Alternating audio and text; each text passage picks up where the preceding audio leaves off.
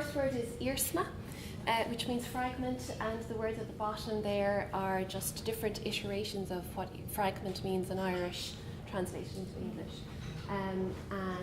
We kind of dealt with all of those kinds of ideas of what an archive is and the fragment of the archive for the project. So I'm kind of going to do three things very, very quickly because we have 15 minutes. So what I'm going to do first is explain who Tim Robinson is, what the archive is.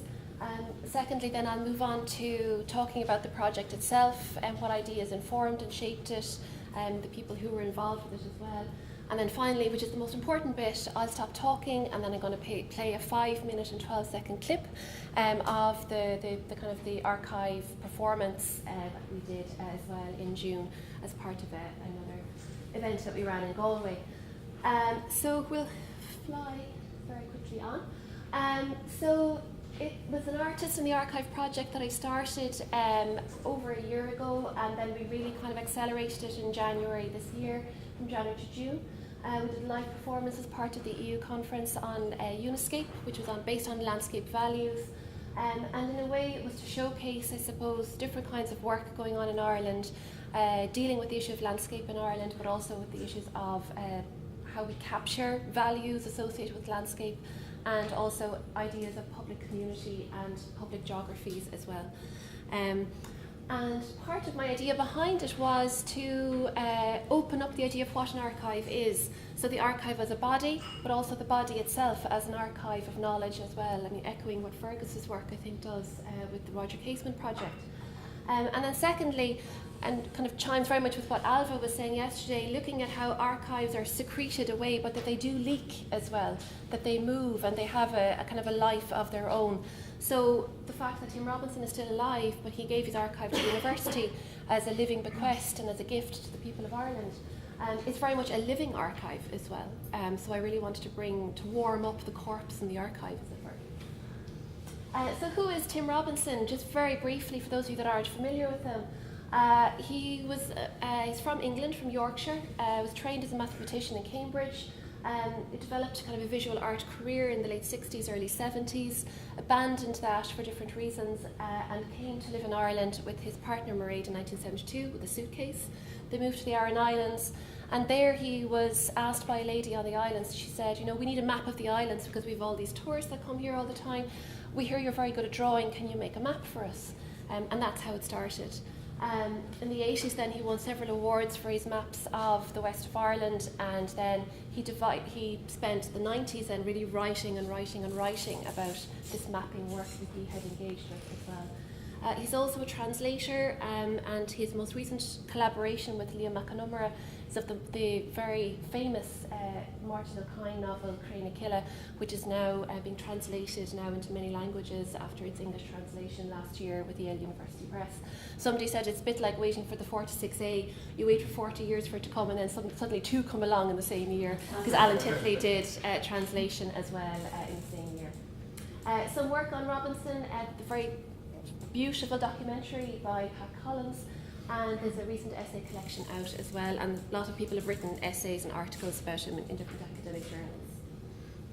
So the archive itself was noted in 2006. There was a letter deposited into the university stating the intent to deposit the archive, and really in between 2012 and 2014 the archive was being deposited in stages and tranches. It's divided into maps, manuscripts, place name index cards, and stuff that he has rigorously catalogued already. The joke is that they don't have any real work to do with it because he's already archived it so extraordinarily well. So just to give you an idea of the volume of it, there's over 120 large boxes. There's 489 maps, 9,600 pages of correspondence with writers international and of Irish significance. Over 25,000 pages of manuscripts, including first editions of his maps and books. His own personal library of Irish and English language reference books, which count to over 300. Material relating to his life and work in Vienna, Istanbul, London and Cambridge.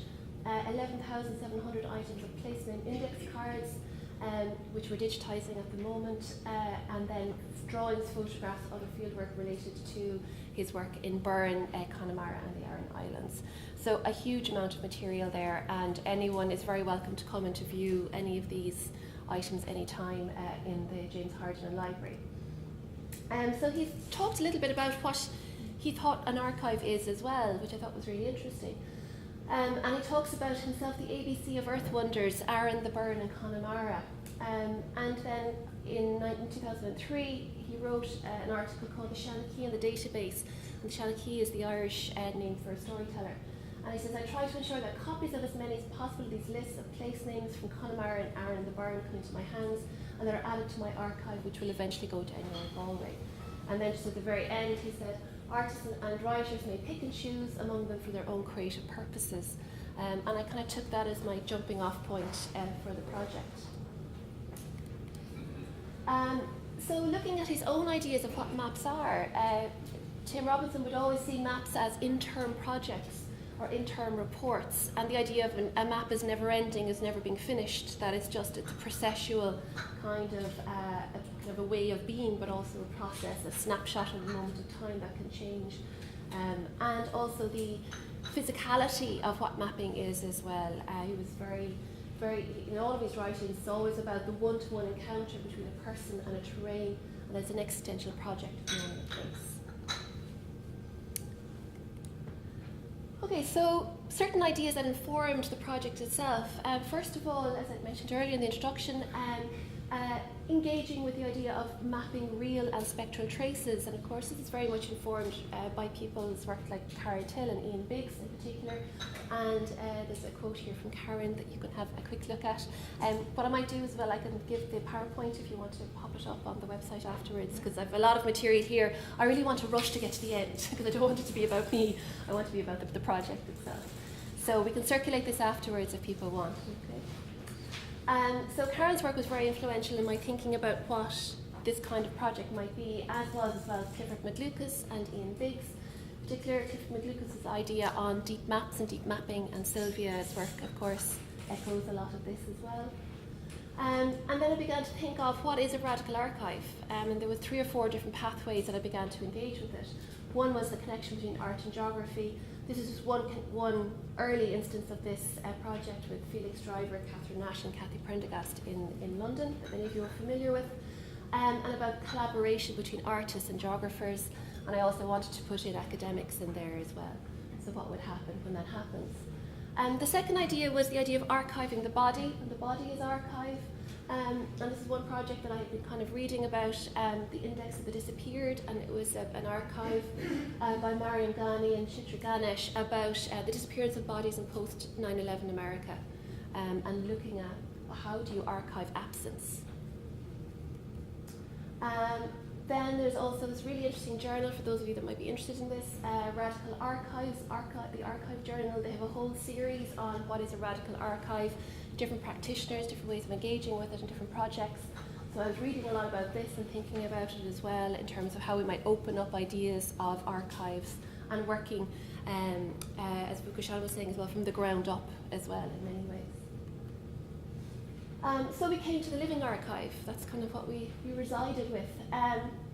And I worked with Deirdre O'Mahony, who is an artist and academic based in GMIT, but a lot of her work is rural based and looking at socially engaged practice about questioning land and development in Ireland, but on an international context as well.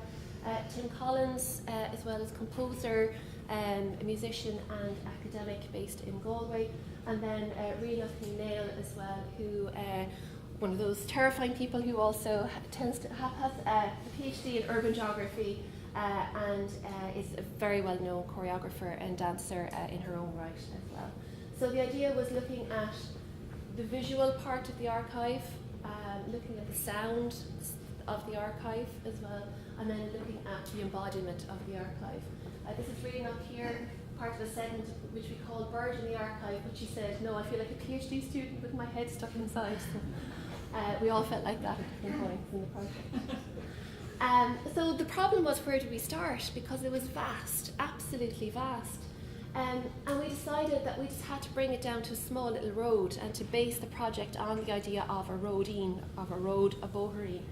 And the road that we settled on was a road called Sir Donat's Road, which is kind of a famous road based in Clare. It has a lot of history attached to it, a lot of memory attached to it, and a lot of contestation attached to it.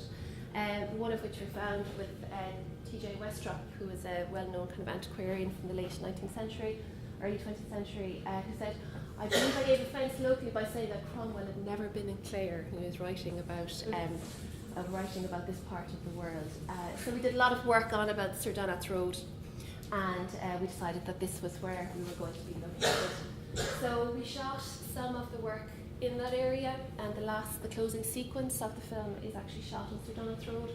And we just used the idea of a small space, kind of like a micro-history, a micro-geography, then to open up all these bigger questions, rather than trying to cover everything, which we couldn't do. So finally, before I get on to the really good bit, so these are the kinds of ideas that we were kind of working through, and this is kind of the reflective kind of part where I'm beginning to understand what we actually did. Was the idea of looking at the archive as fragment. So Iarsma is fragment in Irish, and the idea that an archive is already fragmented, is you never get a whole archive. The idea of archive as provocation. Again, I think that echoes, Fergus talked about the archive as invitation as well last night at the launch. The alternative modes of knowledge making, formation and dissemination. And for me it was about how fields of inquiry, disciplines, shift to modes of inquiry. So it's not about what we do, it's about how we do it. And that for me was a big shift in thinking as well. And then looking at the person and looking at all the different kind of ideas associated with Tim Robinson, in particular the idea of language as worlding a place. So again, we're borrowing here from Spivak. And then different kind of perspectives and pathways, creative geographies, deep mappings, radical archives, and so on. So these are all the ideas that were kind of informing the project itself. And finally, I suppose really, and Rianach really is one of her big areas that she explores in her own work as well, is about not just creating audiences, but how audiences are creative in their own rights, and how we create our own art, and we all create our own lives in a particular way, about agency and activation in that way. Okay, so I'm just going to play a very brief clip. It's the opening sequence. It's about 5 minutes, so we'll finish off with that.